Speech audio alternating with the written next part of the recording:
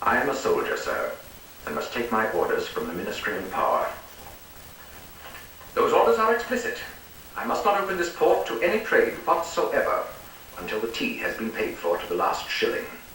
And I must stamp out vigorously the least sign of resistance to the ministry's policy. In this connection, there are certain things to which I can no longer close my eyes. The illegal bodies of militia, for instance, drilling on every village green. They must be disbanded. And I am also aware that considerable stores of munitions are being assembled.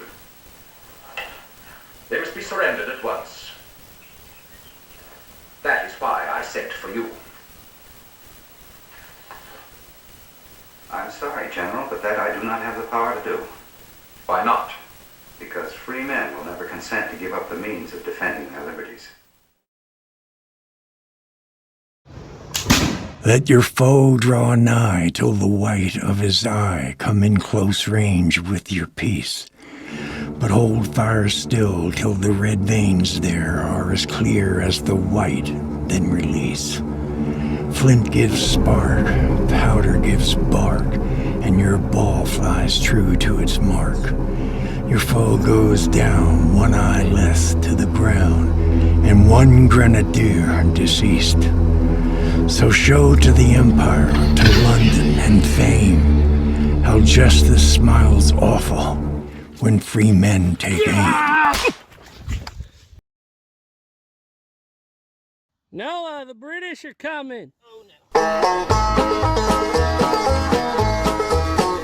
It was back in 81 that a man named Washington was fighting hard for freedom in this land. But his men were poor and ragged and against the British gun. Well, he didn't even dare to make a stand. Old Ferguson was marching toward the Carolina hills, making brags he'd hang a man to every tree. But the news that he was coming raced across the mountaintop, and they heard about him over in Tennessee. At the shoals of old Watauga, where the sycamores grow tall, they rallied round old Nolly Chucky Jack, and they said, we'll drive the Redcoats back across the briny deep. Yes, we'll lick 'em or we're never coming back. There was Chucky Jack and Campbell, Colonel Shelby and their band, mountaineers who loved their liberty, and a lovesick boy named Gillen with a brand new rifle gun, named for his girl in Tennessee. Sweet Lips was a rifle named for a girl in Tennessee. When Sweet Lips spoke, the chains that bound her throat, she struck a mighty blow for liberty. When they rode across the mountains on the Carolina soil, the Tar Heels with their muskets gathered round to go and head off Ferguson before he got to them, to hang 'em all and burn the houses down. When Ferguson heard the mountain men were camping on his trail, he first began to laugh and then to scoff. Said, we'll go up on King's Mountain and then let the rebels come, for the powers of hell will never drive me off. But Campbell and Ben Cleveland, Colonel Shelby and their men, and John Sevier, old Nolly Chucky Jack, well, they loaded up their rifles and they climbed the mountainside. Said, we'll lick 'em or we're never coming back. Oh, he blew his silver whistle and he shouted and he cursed, use your bayonets to drive the rebels back. But the Redcoats never made it far before they reached the line. The mountain rifles dropped them in their track. Sweet Lips was a rifle named for a girl in Tennessee. When Sweet Lips spoke, the chains that bound her throat, she struck a mighty blow for liberty.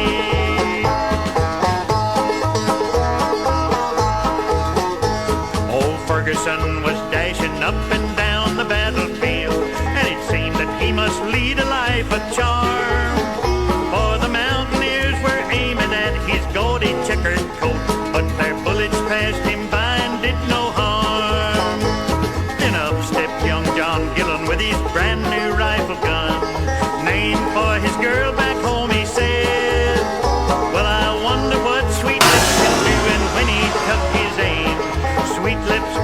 Ferguson fell dead. Cornwallis heard that Ferguson and all his men were lost, and he said, this place is just too hot for me. So he soon went off to Yorktown, where he laid his weapons down, and ever since this country has been free. Sweet Lip was a rifle named for a girl in Tennessee. When Sweet Lip spoke, the chains that bound us broke. She darted did her part for liberty.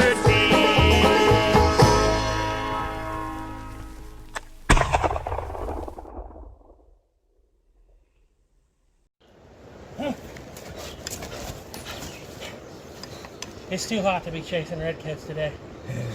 What were they thinking? I think it's time to have supper, don't you? Me too. Let's cook.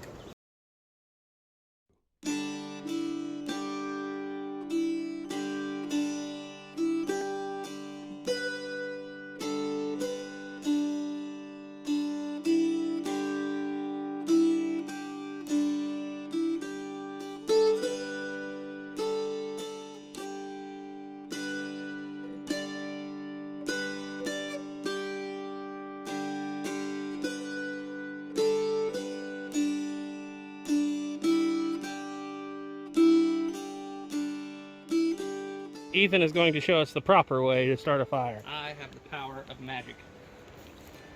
And it didn't work like I wanted it to. I see a little bit of it going. There, that's a lot more power. Alright, Ethan, show us the magic, the witchcraftery.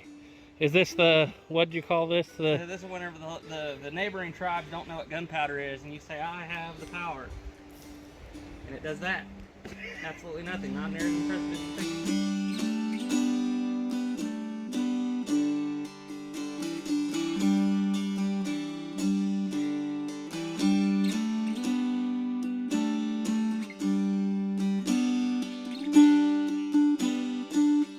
Hello everybody and welcome back to Smoke in the Woods. Today is a 4th of July special. Now I don't know if this is a 4th of July meal per se, but for us it's going to be quite a little feast. We are going to, on the open fire here today, we're going to cook ox heart and corn. And we're going to have a little coffee on the side. Now let me show you what it is. Ox heart, aka beef heart. And we're just going to do it in here. Now I will have to do some trimming on this thing, and we'll get some water in there, and we're basically just going to braise it. And while I'm doing this, Noah and Ethan are going to be out scouting for more redcoats. So, without further ado, let's get to cooking. This is what I call frontier style, meaning we don't have anything special here. All we're basically working with is a little bit of salt and water. And this is a beef heart, and so what we're going to do is, since we don't have a lot of cutting boards or anything, like I said, this is very, very plain and simple. We're just going to cut it open right in here. Right in the pan with our knife. Now, this would have been basically almost the same as a buffalo heart or anything at the time, except for they'd have been bigger. This is, of course, cow, and I raised this one myself. So what we're going to do is there's a muscle in here in the center, and it's very tough. Go in there and trim the center out that is so tough. We're going to throw that nasty stuff in the river for the fish. Okay, so now we're going to go ahead and trim around in here. Like I said, get some of that silver skin off.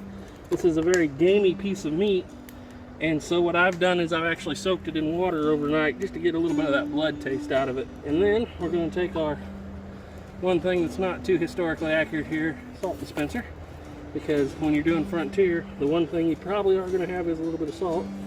We're going to sprinkle some salt on there. We're going to open her up, salt the insides real good. Sprinkle some salt on the back side. About like that, and throw that over our shoulder for luck. Have an onion. We're going to go and we are going to chop this onion. That out of there. We'll chop the top off.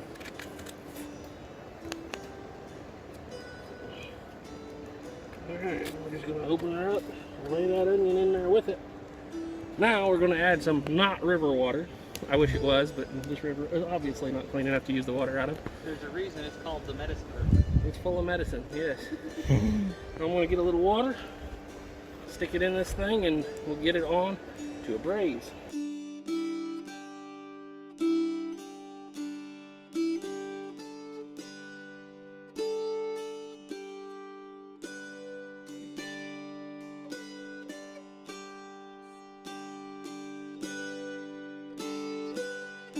Now this is just how I'm going to do it.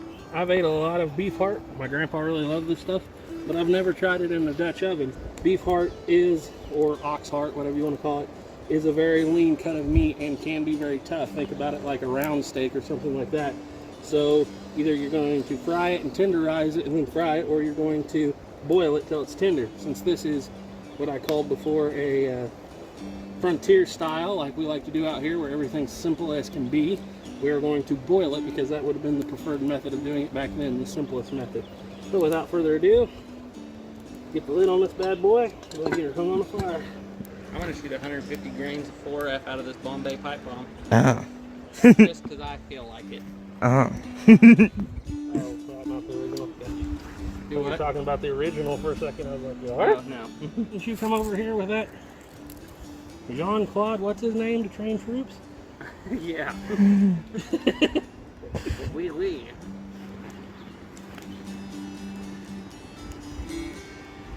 This is easier with 3 people, isn't it, Noah? Yeah. Yeah,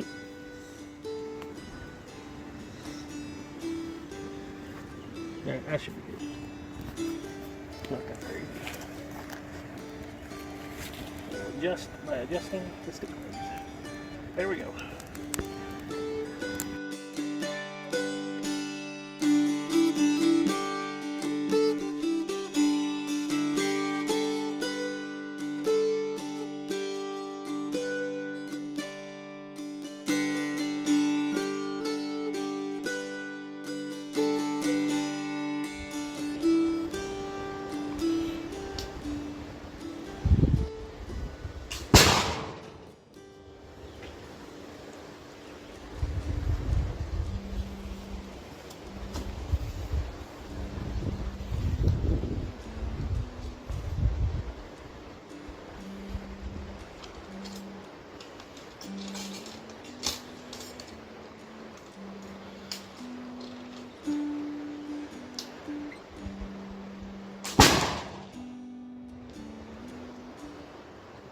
I got 2 bullet holes in it.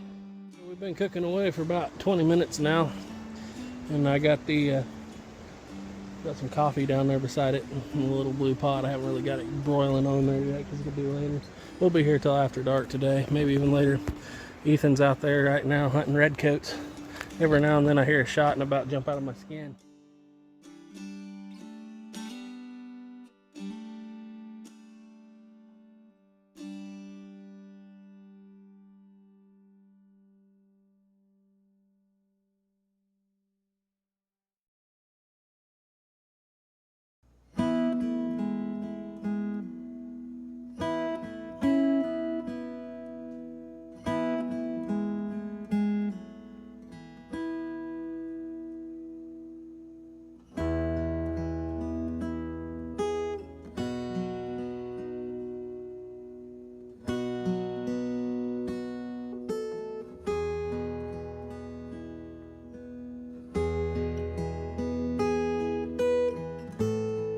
What happened? Did you shoot all the rifling out of that musket?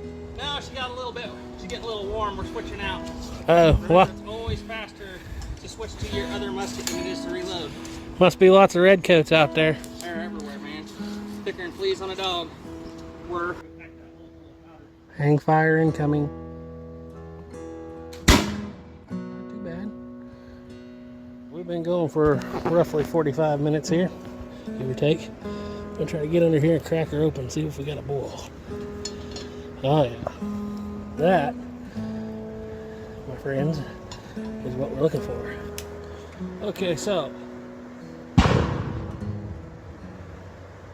we got another one. As far as I know, beef heart or ox heart or whatever you want to call it is not a traditional 4th of July dish. As far as I know, I think the first main 4th of July dish was salmon. Something to do with John Adams, don't quote me on that, but it seems like I've heard that before. But for an old boy out here on the frontier, maybe All there is a buffalo, which still were around in the 1870s. They'd had to been a little further west than most of the war was taking place, but you was out here on the frontier, you may come across a buffalo, or maybe you had an ox that died or something, and one of the prime cuts of meat considered back then, of course, was the heart. They didn't really care if it was the heart or the roast or anything else. It was just meat that came from inside the animal, and you didn't waste it. So we're not wasting this. Now, I'm partial to tongue, and that's what I wanted to cook, but I got digging through the freezer and couldn't find any tongue, so decided to go instead with the heart. Like I said, this is one of my grandpa's favorite recipes, but he does it in the skillet and he fries it up like kind of like a fried steak, and it's really good. But hopefully that braise make a little bit of nice juice in there with all that onion and everything and salt. And since we don't have flour or anything out here, being frontier style like we are, we're not going to be able to make a gravy out of it or anything. But here pretty soon I'm going to start grilling this corn. We're going to see how this corn, and I got my cup. Don't worry, this is my ear of corn. The boys will all bring their own cup. But, you know, I haven't done this a lot this way. It's almost experimental. But what I'm going to attempt to do here is I'm going to attempt to take and peel that back a little bit and just kind of pour the water down in it. Kind of soak it. And some of it's coming out the side, I know, but we're going to see how well this works. Just get her getting wet. Like I said, everything we're doing here is frontier. So what I'm going to do is close that back up, and I'm just going to put it on the coals kind of opposite the fire where it'll roast, not necessarily burn. We have no foil, nothing like that. Like I said, we're doing this frontier style, so we're just cooking what's in there. Now it's got a little water in it. Hopefully it'll be fine. The boys will use their own cups to soak their own corn cobs with. Well, we had a bit of a catastrophe. We was out chasing redcoats and some of our corn fell in the fire. Oh well, just what we have to deal with.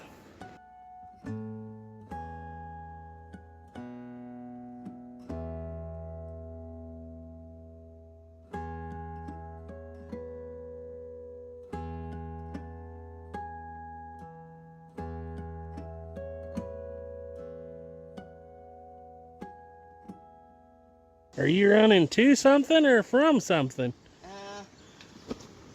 I guess.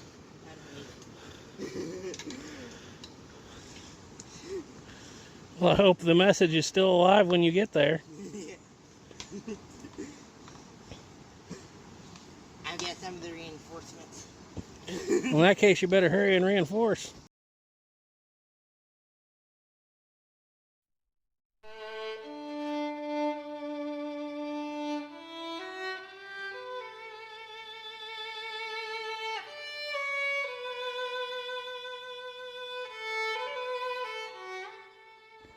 Well, the sun's starting to go down here on the river, and we got a little ways to go before that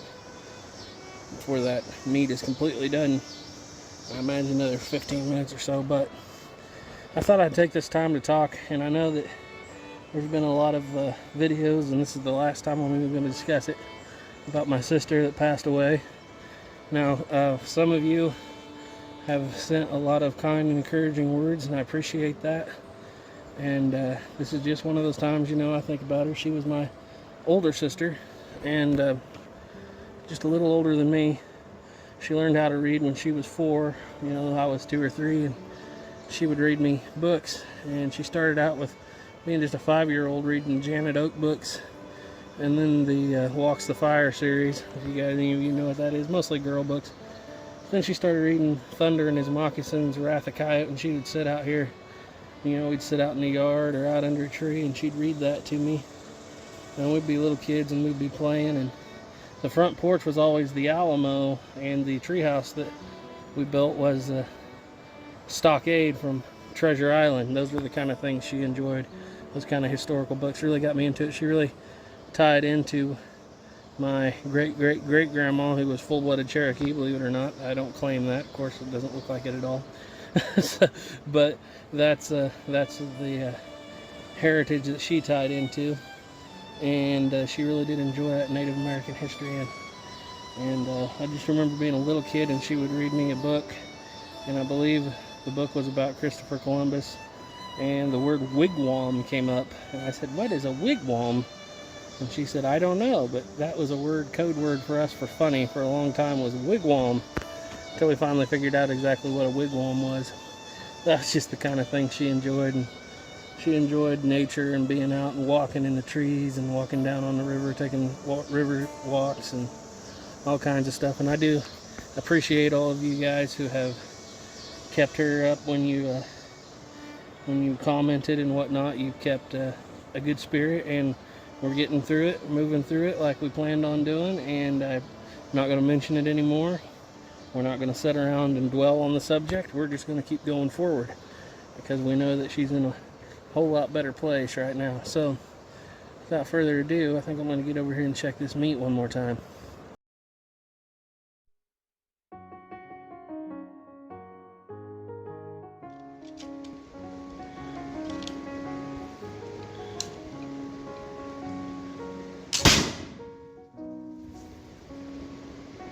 Well, the lightning bugs are out. Fireflies, whatever you want to call them. They'll get even better as the darkness sets in. Okay guys, we've hit the 2-hour mark, and I'm pretty positive we are done. Let's get over here and take a look at it. Well, I'm going to do my best not to get this lid in the dirt. Bada bing, bada boom. Alright, that's looking pretty good. I said we go ahead and cut her up and serve her. What do you think, Noah? Well, it's not perfect, and I waited till it was way too late at night to finish this, but there we go. We got something of a meal anyway. It's not bad, but it's a little tougher than I anticipated.